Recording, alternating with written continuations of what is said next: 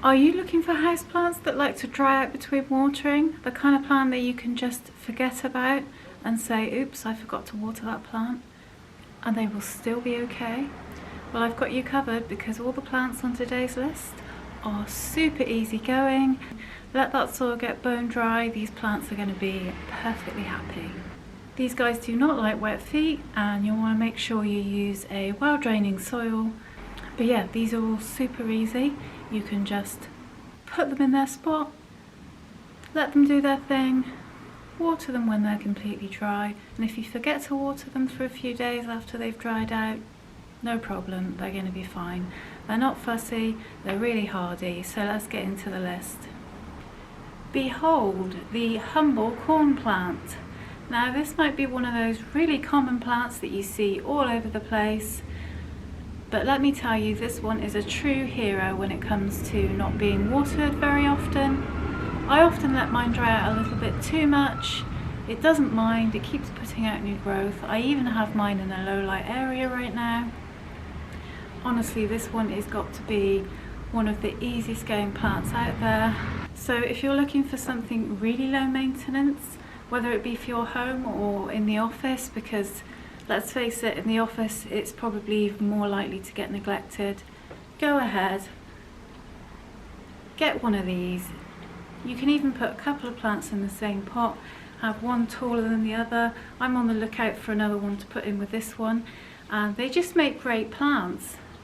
Not only do they not mind drying out, but these guys are also fine with any lighting condition. This is pretty much the only plant that I keep in low light, and it's just fine. It keeps growing, it's really happy, and it may not be the most exotic plant, but I think it makes one of those really awesome background plants. Just one of those unsung heroes, I think, this one. So yeah, the corn plant, get yourself one of these. I challenge you to kill it, because I don't think you can. The only way you're going to kill it is if you overwater, but if you're looking for plants that like to dry out, then I don't think you're going to kill this one. I won't try and pronounce the full name of this one, but this is the ZZ plant, or the ZZ plant, however you want to say it. This is the Raven variety. You can also get it in green too, but these are known for being one of the hardiest plants around. I just love the Raven version, I think it's really pretty. It starts out kind of green, and then the leaves get more and more dark, almost black, but it's more like a dark purple really, but you know, it's known as the Raven ZZ. This one has super tuberous roots, and it really does store a lot of water in those roots. It also doesn't mind being a little bit root bound too. In fact, most people wait until they're kind of nearly bursting out of their nursery pots before they repot them. But yeah, this one, again, it does also cope with low light, although if you want it to grow for you nice and full, make sure you put it in bright indirect light. All plants will grow better and quicker in bright indirect light. But yeah, this one, I'd say this is probably one of the plants that I water the least amount of all my plants. It sometimes goes months without needing a drink, and it's doing just fine. So yeah, another one of the heroes of drying out. And if you leave this a little bit after it's dry too, so if you forget about it for a week or two, or even a month, it's going to be just fine. It is one of the most hardy plants out there, and look how sculptural and pretty it is too. I really think these are gorgeous plants, and I've got to get me one of the green ones as well. But yeah, I'm obsessed with this one, love this one. This is one of my favourite plants of all time, the umbrella plant. This is the variegated version, but it goes for the solid green version too. These guys like to dry out completely. Make sure you use a good chunky soil mix. I'd say that for all of these plants too. Make sure you're adding perlite, orchid bark to your mix. Lots of good drainage in there. You can also use pumice too. But I let my umbrella plants dry out completely. They do just fine. They put out loads of new growth. They never cause any trouble. They do like bright indirect light if you can give it to them, but you can put them in lower light area. but just be aware they'll need watering even less if you do put them in a low light area. So that's another thing, the more light you give these plants, the quicker they'll dry out. But I just think this is a really good one. Again, it's brilliant for offices as well as homes. It definitely looks officey, doesn't it, if officey is a thing. But I just think this one's really pretty, especially the variegated version that I got recently. I also have a solid green version that has grown about twice as big as this one, but it started out about this size. They're really cool plants to grow. Yes, the umbrella plant, get yourself one of these.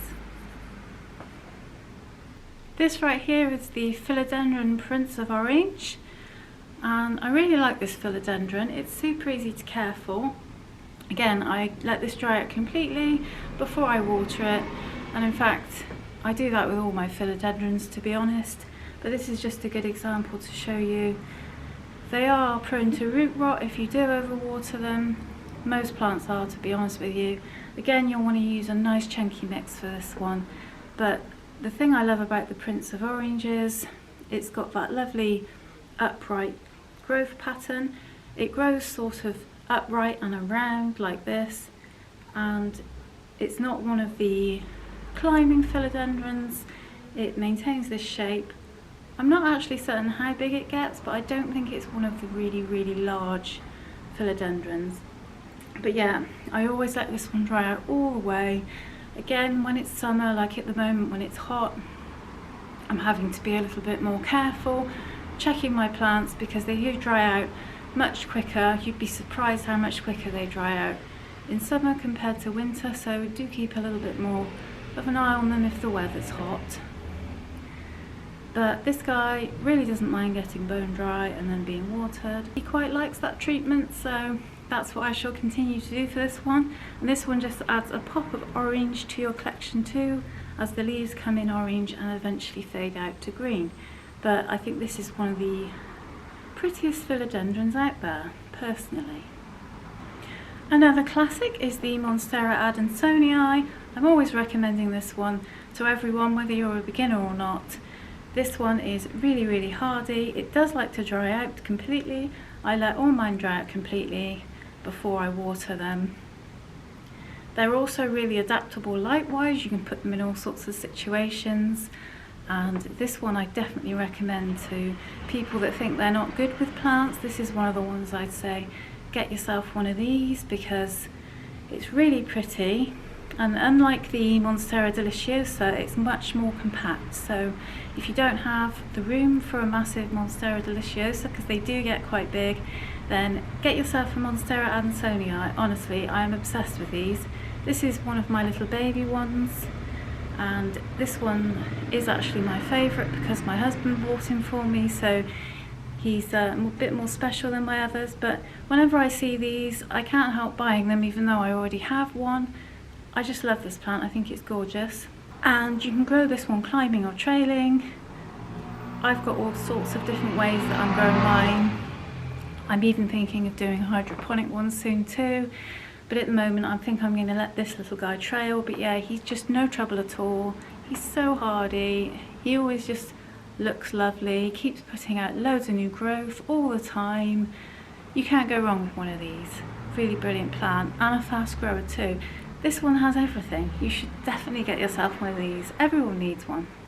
And following on from that, I have another type of Monstera. This is Monstera silta picana. Again, I always let this one dry out completely. Mine had a little bit of a tough time recently. I actually saw, you know, the plug netting that you sometimes get on plants. I saw it sticking up out of the soil, and I'd never noticed it on this plant before.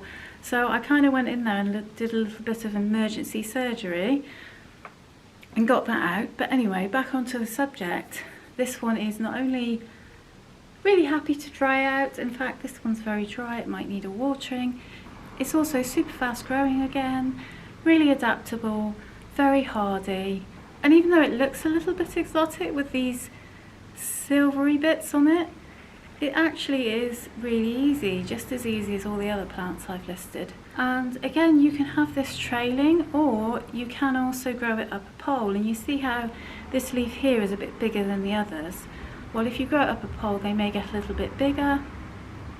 I believe this one does actually fenestrate as well eventually.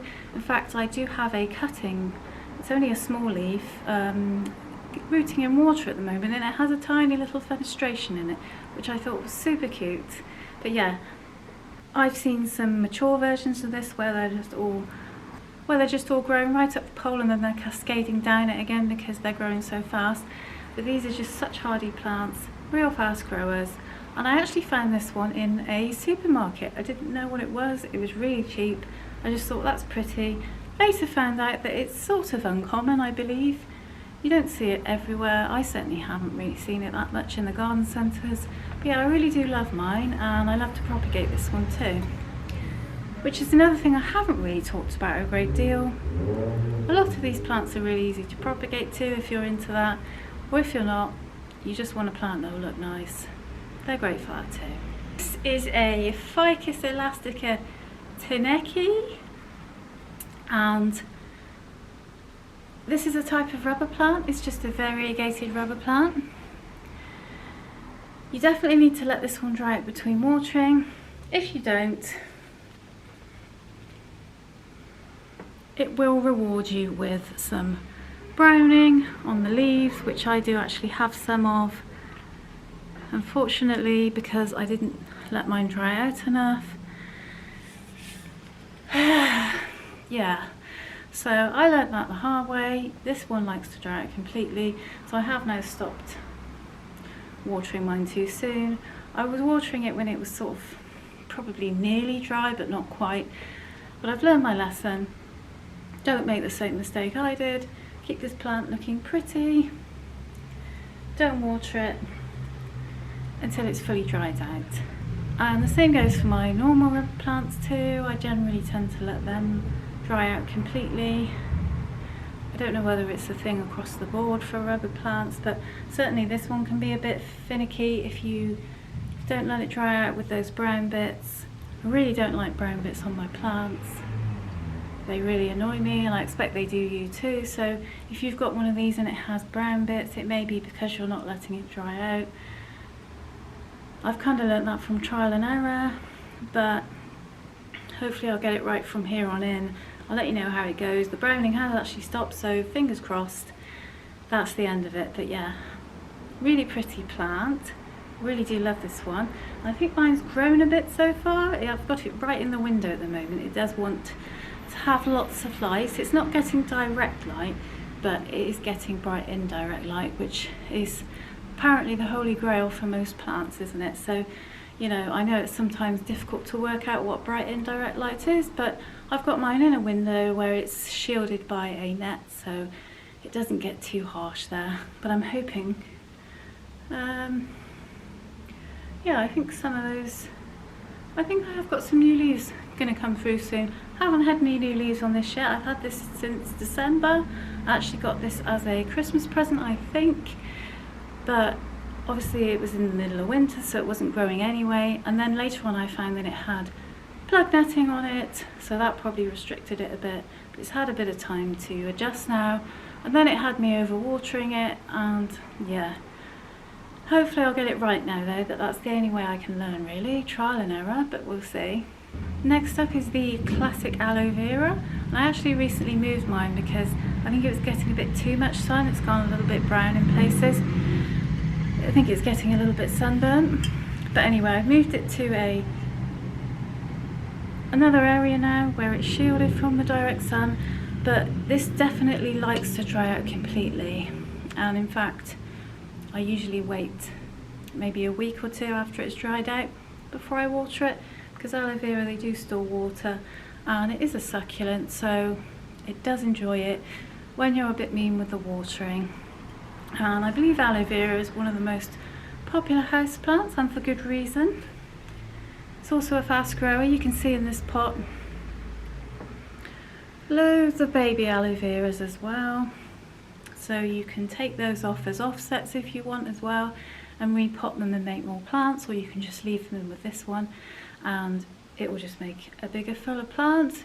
But again, with this one, because it's a succulent, make sure you use a really well draining soil. A cactus and succulent soil is perfect, because succulents do really need that sort of deserty substrate. So, but this little guy here, very hardy, he'll do you well. Keep him out of direct sun maybe, because as I say, I had mine catching a bit of direct sun and it got a little bit burnt, which I was a little bit unhappy about. But I've moved him now and he seems fine. So I think he does need a water though, he's looking very dry, and some of the leaves do tend to shrivel a bit, sort of a bit like other succulents do. You know, sometimes you notice the leaves look a bit shriveled, they're not quite as full and plump as they were. That's usually a good sign they need watering. But succulents are great, they bounce back so quickly once you've watered them. And as I say, aloe vera is one of those staple plants, I think. It does get quite big though, so beware if you don't have much space. It's gonna get big eventually. Mine is only about probably a year old, I think. But yeah, they can get huge. You've probably seen bigger ones in the garden centre. I'm kind of looking forward to mine getting that big, but at the same time I'm thinking, where the hell am I going to put it? Because yeah, it is quite a space grabber, this one. It kind of looks a bit alien-y to me actually. Filodendron Pink Princess is another one I let dry out between watering. And this one is currently trying to push out a new leaf. This one's got a little bit stuck, but I will not be helping it because every time I try to help the leaves when they get stuck, I end up mangling the leaf beyond belief. And yeah, that rhymed, but there's just no coming back from it. So I've learned to just leave it. If it doesn't come through because it's stuck, that's life. Nature is a, you know what, sometimes. Never mind. But yeah, this one does like to dry out. And as I say, you could probably put all philodendrons in that list, to be honest. But this is one of my newest ones. And I have to say, I do really love this plant, but it is a little bit unpredictable in that it puts out sort of odd sized leaves. I'm giving it bright indirect light. I'm trying to give it all the stuff it needs, and it seems a bit off, like it's not very consistent. The leaves aren't increasing in size. I kind of forgave the first leaf that I got out of it, which is this one. That one's quite small, but that was the one that was coming through when I actually bought it from the garden centre, so it was on its way out then, and it obviously was having a bit of a stressful time being moved from the garden centre to my house, so this one I kind of forgave. This one, it's a little bit bigger, but certainly not as big as the last ones. Oh well, at least I've got some pink on it, but we'll see. I'd love one of those really big philodendrons climbing up a pole, just looking really lush and pink and beautiful. But so far I've got to wait, because patience is a virtue when growing plants, especially if you start off with a baby like this. You're not going to have a massive plant in a couple of months or a couple of weeks. Something silly like that. We can't expect them to grow. It doesn't matter how much light, fertiliser, etc. we give them. They're not going to grow any quicker than they naturally can. They have their natural sort of rhythm in life. They're going to grow at that rate. So all I can do is give it that amazing bright indirect light that they all want. Do everything else right. Let it dry out between watering. And I'm hoping maybe this time next year, or this time in 2 years' time, maybe I can show you a massive pink princess growing up a pole all gloriously. That would be great. I look forward to that. I was about to finish the video, but I've just got one more I want to show you. I could probably go on and on in this list because, you know, I have a lot of plants that like to dry out between watering and that are really easy, but I can't fit every single one in. Maybe I'll do a part 2. If you'd like a part 2, let me know in the comments and I'd be happy to do that. But yeah, let me show you this one. This is the dragon tree, otherwise known as Dracaena marginata. Is it Dracaena? I do not know. Dragon tree's easier to say. But this one is very deserty, I'd say. I treat this one as a succulent. In fact, I think it is a succulent. Correct me if I'm wrong. But this one, super easy. I'm looking forward to mine growing tall and lanky. I really like the look of dragon trees when they get kind of leggy. So yeah, I'm looking forward to that. But I've actually got 3 plants in here. And this one is a real good one. Again, a bit like the corn plant that you can just put in the background somewhere. It's an excellent filler plant. Brilliant for the office too. and yeah, it does like to get bone dry between watering, and it kind of gives that sort of planty look, if you know what I mean, which I guess all plants would give, but you know, some plants, they're sort of more sort of background plants that look planty. I hope you know what I mean by that. That is going to be it for today's list, but as I say, let me know if you'd like part 2. I'd be happy to make that. I have lots more plants I could show you. That's all the time I've got today, and I want to say a big thanks for watching. Please go ahead and watch another one of my videos if you enjoyed this one. Here is one you may like, and I'll see you guys in the next video.